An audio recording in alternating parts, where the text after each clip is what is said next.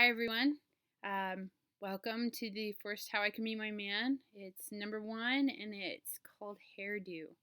So, here we go. I am a humble farm bred gal who likes a good pair of boots and knows how to properly use a shovel. I was working as a lawyer's secretary and mixed into a world of fancy suits, dresses, high heels, and wealth. My coworkers seemed to fit into this fancy world more than me. They were not only my coworkers, but friends. However, they were sure conniving ones. Anyway, my friends and I worked on the same floor. Some were secretaries, others assistants, and more than a few were lawyers. Each person was doing very well and happy in their chosen professions. Many of the 20 and early 30-year-olds were single, so word traveled fast when it was related to who was dating whom. Needless to say, when word got out that I had only gone on 3 dates ever, and that they had all happened to take place in high school, my trend-setting friends decided they would fill my empty dance card by setting me up on blind dates. That's when the adventure really started. Many of these so-called blind dates, were made without my knowledge or consent. Thus, I did not know about my date until my friends and I arrived to a fun event. Some of the men they found for me were semi-decent guys, but most of them were just awful. I will spare you the horror stories, even though some of them are pretty hysterical after the fact. The really sad part about all of this was my coworkers were trying to do all this secretly. They never asked me what type of guy I would be interested in dating. They did not even discreetly question me regarding the qualities I hoped would characterize my dream guy. On occasion, I had tried to bring the subject up to give them a clue, but the topic was always quickly changed.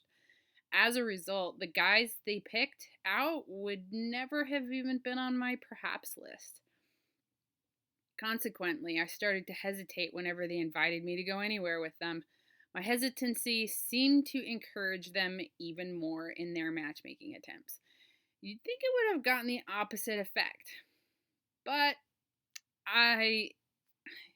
it's crazy. I even found myself avoiding eye contact with people on the street, thinking that may be a future suitor. Once when I was with my friends, I watched a handsome man on the bus as he helped someone pick up some belongings. Later that week, he was presented to me as my surprise blind date as we went to a football game. Not a good memory, because he was arrested while at the game for terrible behavior. I could add a few more paragraphs about how looks are not everything, but that would detour. So, continuing on, here we go. The whole thing was getting so ridiculous that one day I talked to Adam, my employer, and who is an amazing lawyer, about the whole thing because I was becoming paranoid about going and doing anything. I told him that it seemed pointless for me to talk to anyone about it because they would just deny involvement in the whole scheme, still trying to keep it a secret. Adam was such a good man. He listened to me as I bawled, fed up with the shenanigans. Adam sat calmly, hands folded, listening intently, his quiet, wrinkled face patient and understanding. When I had finished, I blew my nose and sat back in my chair exhausted. My tired, red-eyed gaze came to rest on the bald foot of one of his desk's maroon legs. He calmly put his hand up to his face and covered his mouth. The movement caught my eye. I looked up, shocked, to find Adam, Mr. Calm and extremely professional, laughing and trying to cover the huge smile on his face. Without thinking, I tossed my dirty tissue at him, then began to laugh at his disgusted face as he viewed the soggy tissue resting on his desk. Ugh. There, he said after my laugh. Laughter is the first step in dealing with this type of pressing situation. He smiled at me and his shoulders raised a couple of times in quiet chuckle. I smiled back at him. I did feel better. Now that you have let it all out, he said, and picked up a pen and moved a notepad over. What would you suggest I do to help you? I hate to admit it, but I was taken by surprise. I had not thought about how he would be able to help me. So I sat there in the soft, straight back, 4-screen chair, thinking and trying to come up with a way for him to be able to solve my problem for me, only to realize that I would have to solve it myself. Tear. I looked up at Adam. He had set the notepad off to the side and had returned to work. Gazing up at me with a small smile, he asked, "Do you have something for me to do?" Inspiration came shooting into my mind. "Yes," I replied with a mischievous smile. "Oh, how wonderful," he said. He once again grabbed his pad of paper and held his pen ready to write. "Instruct away, my dear." The next day, one of the lawyer's assistants and the self-appointed president of the matchmaking operation caught me in the lunchroom eating by myself. I was sitting in the sun by the large window on a blue chair and felt very calm and peaceful among the many colors throughout the room, which seemed to be filled with life from the sunshine. Greg weaved in and out of the multicolored tables and chairs and sat down across from me, looking a bit embarrassed. I kept eating while he built up his courage to say what he had come to say. "Renee, I overheard Adam talking to someone yesterday about you and..." "And what?" I asked innocently, filling my mouth to full capacity with a huge bite, which may have not been the best idea. Then again, maybe it was. Anyway, he looked up at me. My normal, inquiring face looked back at him with bulging cheeks full of food. I could physically see his whole body relax into the red chair he was sitting on. Leaning forward, encouraged, he grinned and blurted the following words.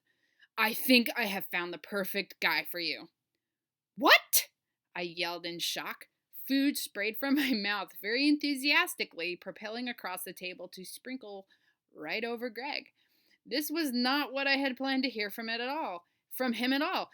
Adam and I had concocted a plan to discourage their matchmaking schemes, not encourage them. Greg seemed completely unfazed by the fact he had been showered with particles of food from my now empty, gaping mouth. The colors filling the lunchroom suddenly turned gray in my sight. He quickly became excited and animated as he continued talking as if the world had gone from gray to color. I overheard Adam talking about what type of guy you like, and I realized why our previous attempts had been so tragic. We were choosing men that you never would have even glanced at. He was acting like this was the greatest enlightenment he had ever had in his life. My soul groaned. "You've got that right," I muttered to myself and looked down at my food, which now also seemed to have taken on the perceived taste of gray and dull. "As I listened," he continued, as if he had not heard me at all, I interrupted just to be sure he really knew I was there.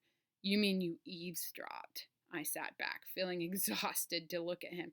"Yeah," he smiled, the biggest smile I had ever seen from him, which surprised me. And then he continued, "My friend Ben popped into my mind. He fits you perfectly." He moved his hands and arms as if to say, "Duh, why did I not think of him before?" "I have set it up so a group of us will all have a blind date tomorrow when we go to the carnival." At this, he stood up with a hard slap on the green table and left the room totally buzzed. The table seemed to sag from the impact of his palms, as if it was a leaf that had just been squashed. I rubbed the table to make it feel better, because I felt squashed too. Tons of terrible situations began to flood their way through my mind of what could happen tomorrow with this perfect for me guy named Ben. The thoughts froze me into my chair with my food-laden fork still upright in my hand. As I was about to become a permanent gray statue in the colorful room, I remembered what Adam had said to me the day before: laughter. I burst out of my frozen trance into a crazy, hysterical, almost evil bad guy laughter. It became almost uncontrollable because as I laughed, it morphed into real laughter. I was amazed at how much better laughing made me feel. Sadly, however, after I finished laughing, I was no longer hungry. The laughter in this new group blind date idea had chased away my wonderful appetite. So I packed up my lunch, put it back into the large purple fridge, and left the room with a hope that my food would retain its colorful flavor so I could eat it later. As I walked back to my desk, I racked my brain for ideas. Whispers reached my ears, so I paused in the hallway to listen. I tiptoed over to the door, which was open just a crack, because it was Greg's voice which was whispering. Greg was talking excitedly inside with one of those loud whisper voices that kept getting louder the more excited he became. Getting closer, I dared a peek through the crack.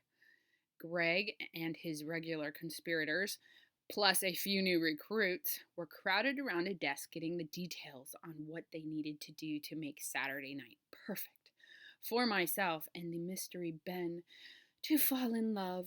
It sounded so ridiculous that I could not believe what they had planned for me and this poor bloke. Mushy this and romantic that. Yuck. I'm not against a bit of romance, but this was just out of the ballpark ridiculous.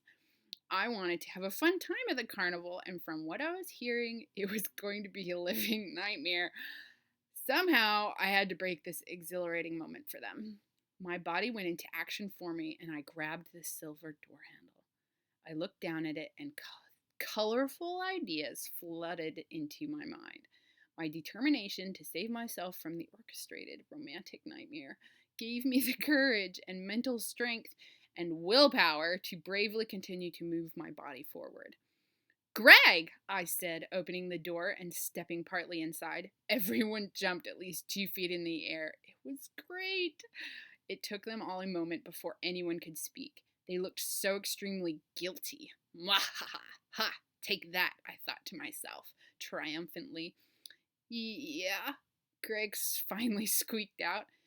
Even with this blind date group thing, are we still going to meet up at the gates at 5 o'clock? I asked with a pleasant smile, mouths opened and closed in shock. Yep, that was the plan, he said back, gaining a little bit more of his usual control. Okay, I will see you all there, and I hope this Ben is really the perfect one for me. I left with a smile. By the time I walked back to my desk, a triumphant smile spanned my face and a plan forming in my mind. I sat down and immediately dug my cell phone out of my bag to call my friend Katherine. While it was ringing, some of those guilty connivers were walking back to their desks. I smiled at them and spoke loudly when Katherine answered her phone. Hey, Katherine. Yeah, I was wondering if you had an open spot for tomorrow. Yeah, I'm going on a blind date, and I think it would be fun to get my hair done. Okay, great. Yeah, see you then. As I hung up my phone, I could see a couple of people giving each other thumbs up in the reflection of one of my pictures. Adam walked by a little later. He winked at me as he passed, and I returned it with a smile and a wink of my own. At noon the next day, I drove to my good friend Katherine's cosmetology school across town. Her students often needed a willing head to practice on, and I was ready and willing to volunteer. As I opened the salon door, Katherine waved at me from the back of the crowded room. I headed straight for my amazing friend, giving a great big smile to the others in the room as I passed.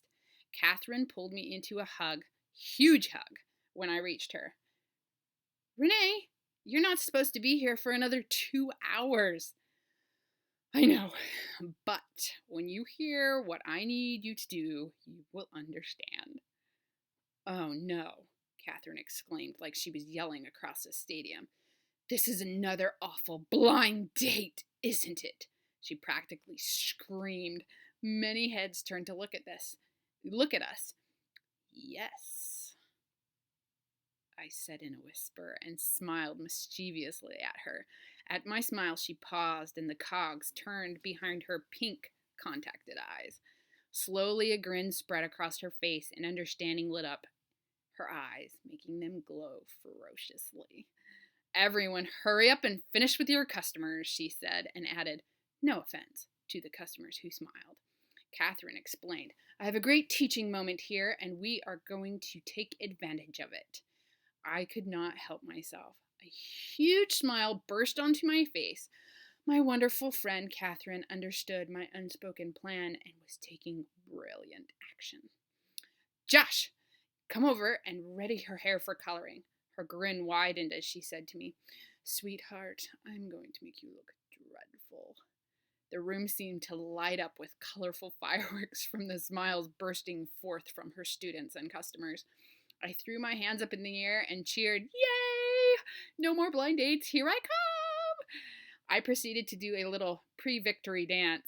At my actions, there was now a smile or grin upon every person's face. It was magnificent. As the work progressed, they did their best to keep me from seeing myself. However, they did not succeed.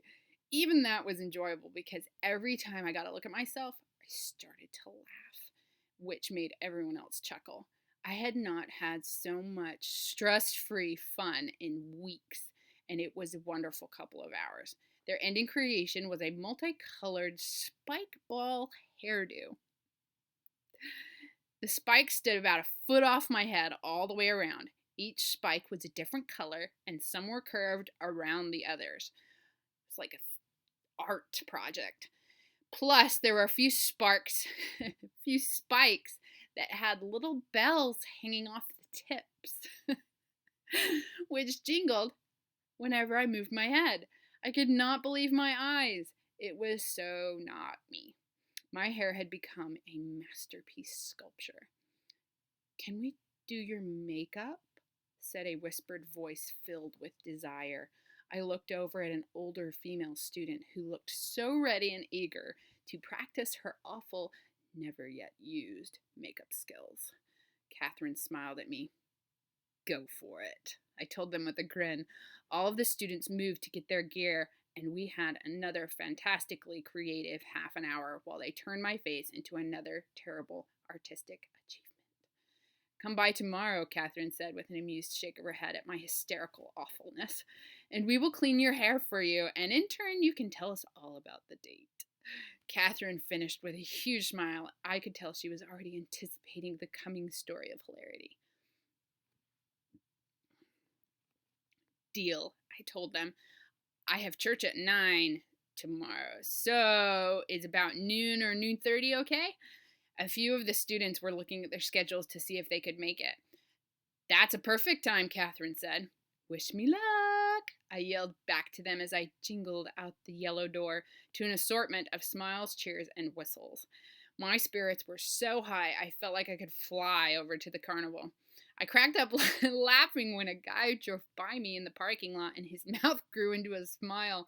I pulled out my car keys and began to laugh harder as I realized I was going to have a hard time driving my car because of how tall my hair was. I think I will have to take the metro tonight to the carnival, I thought to myself. They have a higher roof. Inside, I was dying with laughter and felt like I was going to burst as I imagined myself going onto the metro looking like this. I wonder what I should wear. Excuse me, a man's voice said close by, interrupting my wardrobe thoughts. I looked up. It was the man who had smiled at me in his car. He was about 5'8" and dressed in suit clothes, but his light blue collar was undone. No tie. His sleeves were rolled up past his elbows, and it looked like he had a very recent fruit spill on the left leg of his nice gray pants. He looked a little stressed out as he moved a bit closer to me and gave a little wave with his large hand. Hi, I was wondering, where did you get your hair done? What? I was surprised, but it made me smile. Your hair, he pointed at it. Where did you get it done? Oh, just right over there, I pointed behind him. You see that salon with the yellow door? He turned to look. Yeah. It's part of a cosmetology school. They did it for me. How long did it take? Again, he was incredibly intent and serious. I glanced at his shaggy, disheveled brown hair, which looked like he had been pulling at it in frustration. It took about 2.5 hours, I said, and he looked at his watch.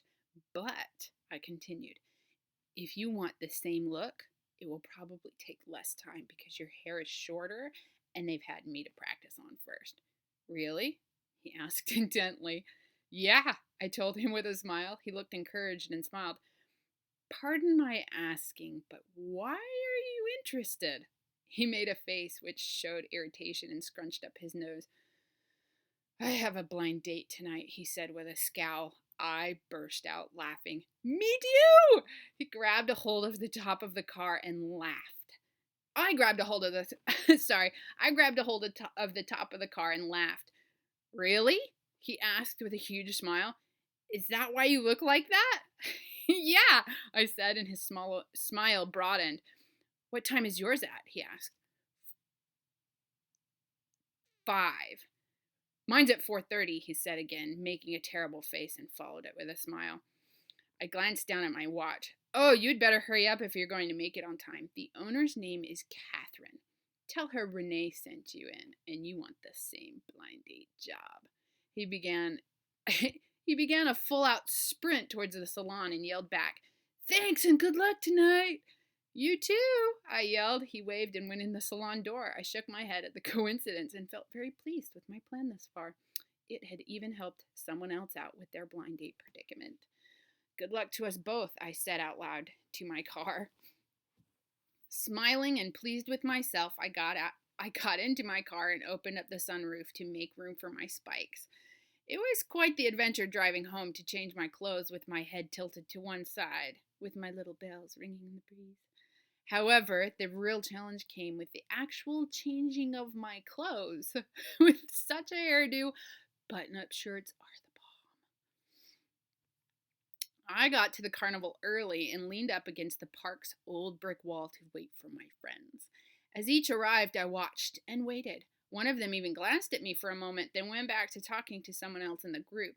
I laughed to myself because they obviously did not recognize me. I even heard them mention my name, inquiring as to where I was. Greg replied that I had texted him saying I was already there, and everyone looked around for me. I thought to myself as I began to walk towards them when it hit 5 o'clock. Hello, everyone. Are our dates not here yet? They all turned to look at me. The range of expressions displayed on their faces before me is too many to list. But some were horror, shock, laughter, and dumbfounded amazement.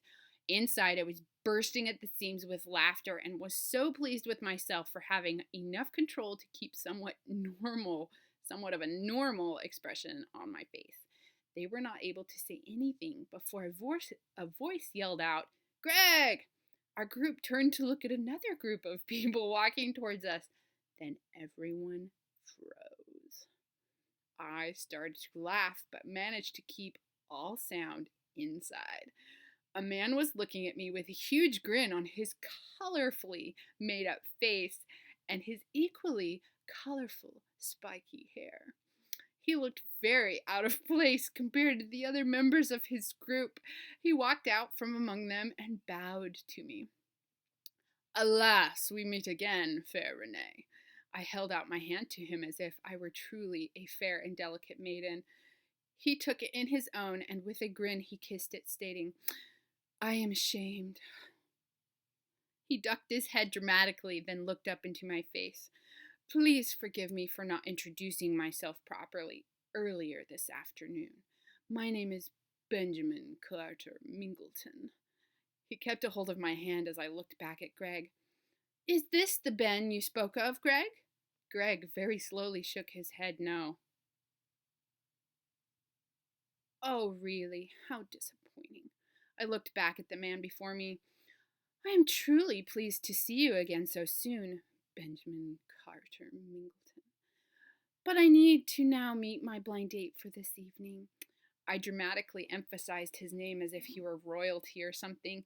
He grinned, and his colorful eyes were dancing. No apology necessary. I, too, need to meet my darling Katie, who is my designated date. He stood up, and we looked at the other's group of friends. Ben? I said, searching the group of people I did not know. Katie? Benjamin said to my group of friends. We were both met with blank stares and friends with open mouths. My very outgoing and generally brave friend Katie was standing just behind Greg, but did not move a muscle. I turned to look at her, and she looked a little afraid. No, she looked terrified. It seems as if our dates have stood us up, Benjamin said a little sadly. He looked back at my smiling face, turned, and held his arm out to me. I would be honored, Renee, if you would be my substitute date for this evening. I would be especially honored, Benjamin Carter Mingleton, I replied back as I moved my hand to take his arm. He, however, took my hand. Please, he said, kissed my hand. Again, call me Carter. I let out a sigh as if I were smitten with uncontrollable love and bent my head to the side and everything. He ducked his head and snorted, trying to keep back his laughter. I grinned and clasped my jaw shut to keep from laughing. He wrapped my hand around his arm and bounced our way to the gates to get our tickets. When we were inside, we turned to look at our friends, all of whom were still frozen, staring at us. Carter grabbed my hand and we skipped into the park as if completely in love and laughed hysterically. We stopped beside the first water vendor we saw and Carter bought us some. Ben was standing on the end next to the girl in the red jacket, he said, chuckling. I burst out laughing. Katie was standing just behind Greg, the guy in the middle who looked the most horrified of the group. I had to squat down because I was laughing so hard. She looked horror-stricken. You look so awful. Now we were both laughing and leaning against a nearby rock wall. I can't believe you let them put makeup on you. This sent us back into a fit of laughter. Me neither, he said, which made us laugh even harder. I had to just leave my dirty undershirt on, he said, because I couldn't get it over my spikes. He admitted this, and I thought my side was going to split wide open. What do you want to do first? He asked, and as he stood up and let out the most relieved sigh I have ever heard. Yeah. Everything, I said enthusiastically. Let's start with a picture booth so we can have before and after pictures when we go on the roller coasters and other windy rides. He smiled at me and held out his hand. I took it and we did everything we wanted. We talked about all kinds of things, including his adventure at Katherine's salon, our interests, jobs, families, and dreams. We had a complete blast. He escorted me home via the metro. He had ridden it as well, thinking it had more headroom than his car. At my door, I remembered my appointment at the salon the next day to clean up my hair. I'm going back to Katherine's salon tomorrow. Today. We smiled at each other because it was just past midnight. After church at noon. Katherine told me to come by at the same time, just so the two of us could meet again, he said, and we both began to laugh again. May I pick you up and walk you to your appointment? He asked. Yes, but I bet your arms would fall off before we got to the salon. Perhaps, he said, and laughed at my sad joke before giving me a hug. Good night. Night, I said, hugging him back. As we separated, I poked him in the ear with one of my spikes. Ouch, he said, and rubbed the sore spot. This sent us once again into laughter. He waited until I went inside and locked my door before heading down the stairs. I watched him leave from my spy hole. A moment later, however, there was a knock on my door. I went, looked, and burst into laughter as I opened the door because he looked 10 times worse through the peephole. Yes, I said, still chuckling. He smiled and a look of puzzlement came onto his face. How do I get the makeup off? He asked, and we both started laughing again. I have to teach a lesson at church tomorrow, and I think it might be a bit much. My abs hurt from laughing so much, I said, then instructed him on how to remove the makeup safely from his face. When I was sure he knew the steps, we said goodbye once again, and I ended up watching him walk down the street from my apartment window. The next day was its own adventure. I went to church and had fun there with my hair and story from the day before. Carter showed up right on time to get me. I laughed when I got a good look at him. His hair looked all smashed and broken from him sleeping on it, and he had makeup streaks still on his face. Oh yeah, remember my sad joke about him carrying me to the salon? Well, he actually gave me a piggyback ride all the way there, which I have to say was so much fun. Plus, I was impressed he was able to do it. We took the metro, of course. To top it off, when we walked into the salon, we stopped, shocked, to see it was packed with all of the students from yesterday as well as the customers. Plus, they had all contributed to a huge potluck. Carter and I told the story together all the way up to him asking how to get the makeup off. It was such a fun afternoon. After that night, our friends, coworkers, decided they were not going to set us up on any more blind dates. It did help that not too long afterward we became a couple and were soon married. Every year for our anniversary, we make it a point to get our hair done and go somewhere to play. All right, that was the end of the story, but I also have a little section called My Thoughts. And first off, no, I am not a lawyer's secretary. That was just the job I had in the story as the story came tumbling into my mind. There are those times in one's life where you wish you could just shake your friends or even family when they are trying to do something they think is helpful. You all know that. They are so off track and determined it is hard to sway them in any manner. Plus, add on the fact that you do not want to be rude, but you have to do something or you're just going to die. This story is sparked from those kinds of events. HairDo is great because I could really see myself doing something like that to get out of a harassing situation. Every time we read it, I laugh because of the expressions I can see on every character's face throughout the story. Some of them are just too hilarious to attempt describing. I also like it because it shows me that there could be a fun and kind solution or solutions to problems which I feel are very overwhelming and life controlling. From this story, I learned just a little more on how to turn fear and frustration into something fun with a good ending or a good beginning. With my friends in the story setting me up on all those blind dates, I kind of feel braver, even though it's a story. But if I ever encounter a date which is just terrible, I know I'm allowed to change my situation. In this story, I conquered the situation with laughter while still respecting my friends. I love Adam and how he taught me the power of laughter. Yes, I knew laughter helps with depression and such, but it was not until I wrote down Adam's reaction to my situation that it really clicked in my head of how powerful chosen joy can give. I choose to laugh and smile. I choose. First big step in conquering fear is to choose to conquer it. Even if you get pounded like nothing else after making that choice and you end up feeling worse, the first choice was made. If you don't believe me with how laughter can change things, give it a go sometime when you're feeling terrible or the world seems to be crashing around you in a full 360 degree swipe. Fake laugh until you find you have been laughing naturally for minutes. Make it as crazy a laugh as you want. I have found the crazier the better. Fear has no seat in my theater if laughter has already filled it to the brim. Thanks for listening. I hope you enjoyed it.